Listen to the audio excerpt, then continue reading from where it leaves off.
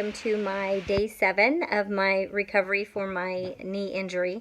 I am happy to announce that I am able to walk without crutches, and that feels totally amazing. I know that I told you that I was walking with crutches yesterday and able to put some weight on it.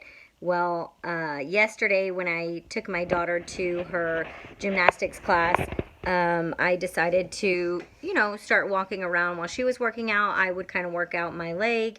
And so I did. I went up and down with the crutches, and getting enough of the steps in, I was able to figure out that I could walk without the crutches. So then I was holding the crutches in front of me just in case. But yeah, I don't need the crutches. So today, I've been walking around without crutches. I'm still carrying the crutches around. You can see them in the corner there. I'm carrying them around just because I've still got kind of a head, a mind issue that, it's like a crutch, that I need the crutches.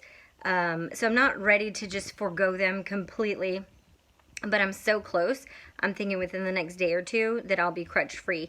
And my legs are getting stronger and stronger. I'm lining up with them having great flexibility and range of motion and great strength. And the progress for 1 week is just amazing to me. And I just really kind of wanted to dive into the mental aspect of healing today. So for me, the mental aspect was that I needed to get out of the way of my body's natural state. My body wants to be in that natural state of well-being, that homeostasis within the body, including complete mobility. My body wants that, and as long as I don't get in the way of that process, that's what will be. And so, I was I wasn't able to get from A to Z overnight, even though in my mind I knew that I could probably line up with getting up and walking right then and there and then just be just fine. But for whatever reason, we have these programs running in our minds that tell us, oh, well, this is a certain process, and, there's so much healing time. So even though I didn't go to the doctor and I chose not to go get an MRI and get the labels put on me by a doctor, and then him telling me how long the recovery process was going to be, all of that, I didn't do that. I didn't want the label. And I wanted to be able to heal as quickly as possible without any further mental blocks. So, but still, I was researching online and hearing about, people that have this same type of injury. I have lots of friends in the medical arena that, while I was describing what had happened, they're all just like, oh yeah, you tore your ACL or your meniscus, you heard the pop. You definitely tore a ligament. You need to go see a doctor. Anyway, so, start researching online because you have a little doubt and you're like, oh gosh, maybe this is really serious. Maybe I do need to go have surgery. It's your mobility, so of course you want to take it serious. But at the end of the day, I know the truth.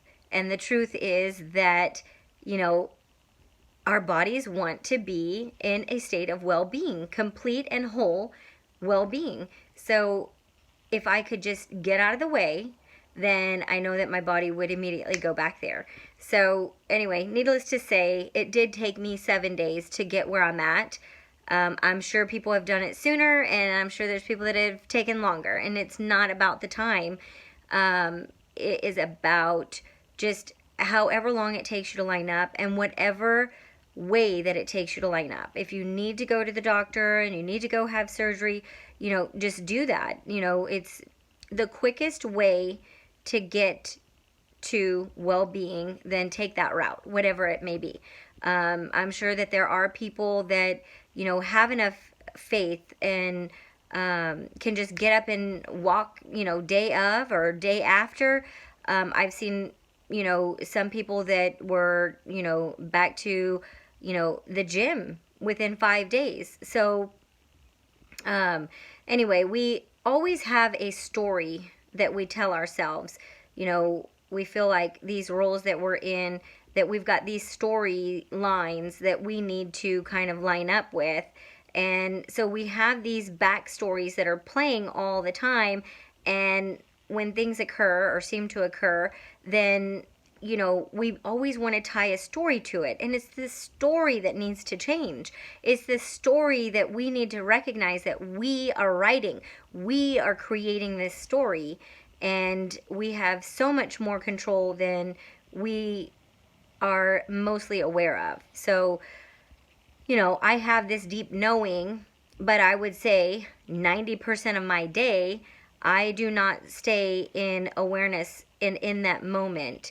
Being present and being in the moment, we can recognize easier how to retell that story. How do I want to, you know, tell this story? How does this story play out for me?